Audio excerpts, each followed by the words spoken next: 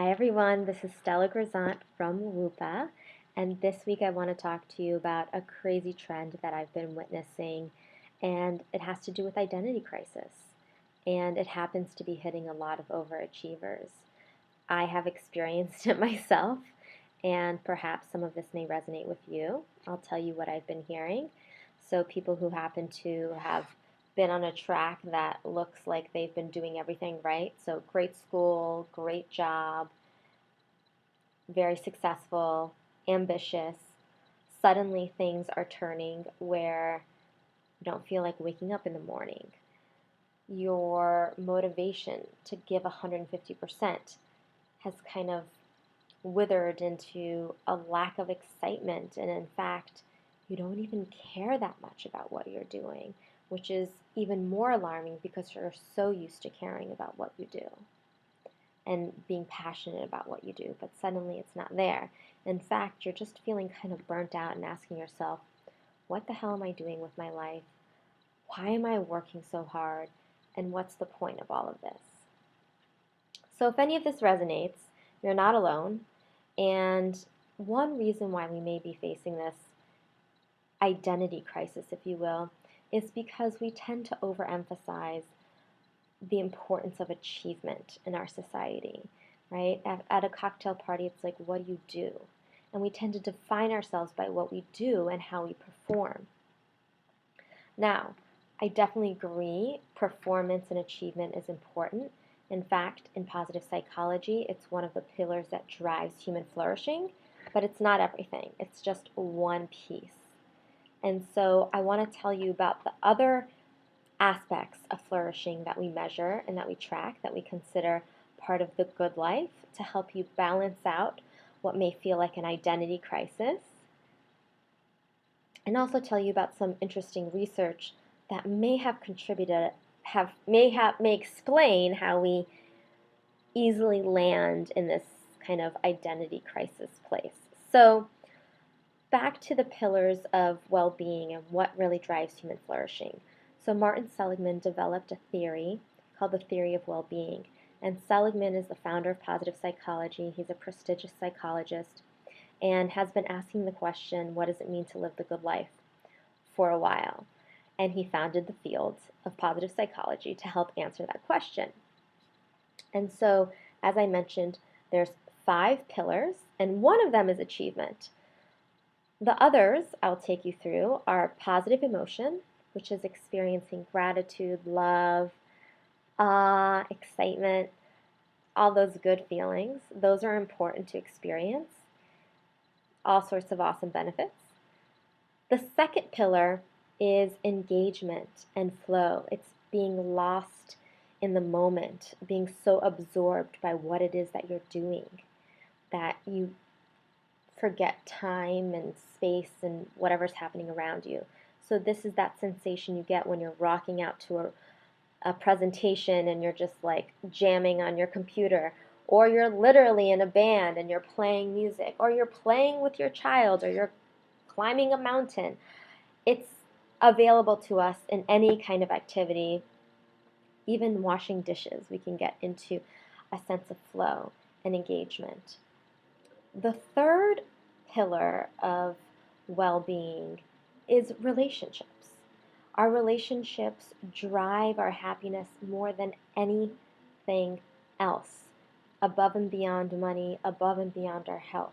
They are the number one predictor of our happiness. Right now, 40% of people report feeling lonely, and 25% of people report having zero confidence. We're experiencing a loneliness epidemic, and this is causing a lot of people a lot of problems. I can't get into it right now because I want this to be a short video, but I will give you resources to learn more. The fourth pillar, we're on the fourth, is meaning. And that's about our belonging to something bigger, about our feeling a sense of significance. And meaning is what kind of gives us our sense of purpose, and it connects the dots between past, present, and future.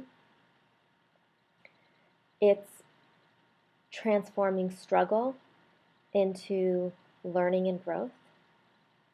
And it's a big reason why we can explain happiness alone, positive emotion alone, is not enough when we think about human flourishing.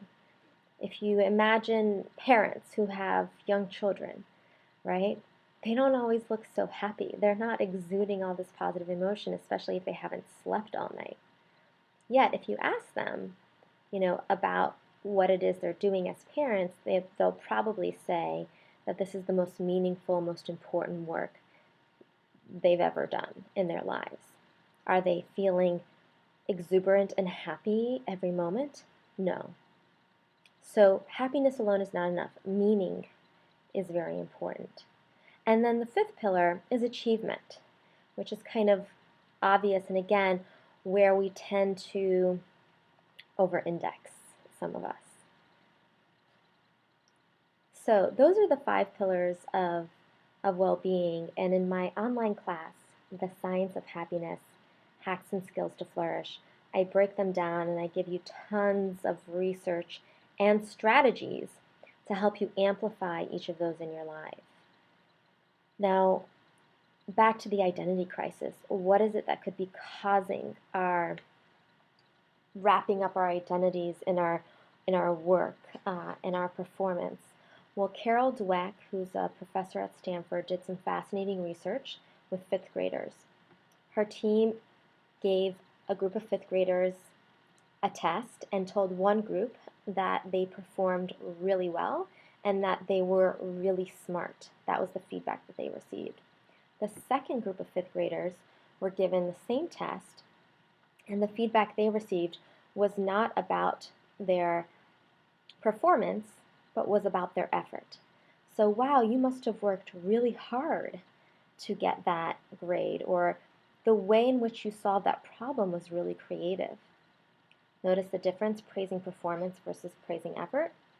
Well, what Dweck found is that when we praise performance, we're cutting off motivation to take on risk and take on challenge because we want to maintain the identity of being really smart or really great. So after these 5th graders took their first test, they were offered a second. And the second test, they were promised that they would definitely learn something, but that the test would be more challenging. And what Dweck found is that the group that was praised for performance didn't want to take the test, whereas the group that was praised for the effort was more willing and interested in taking the test. So if you think about your life, where and how have you been praised? And if it's been around performance and about being great at something, it kind of makes sense that you would put yourself into a place where you continue to uphold that sense of identity around being great or smart or successful. But what you want to consider is, what are the other things in your life that really matter? And how else are they contributing to your well-being? If you're finding yourself in this identity crisis, I'm actually really curious about what's going on with you.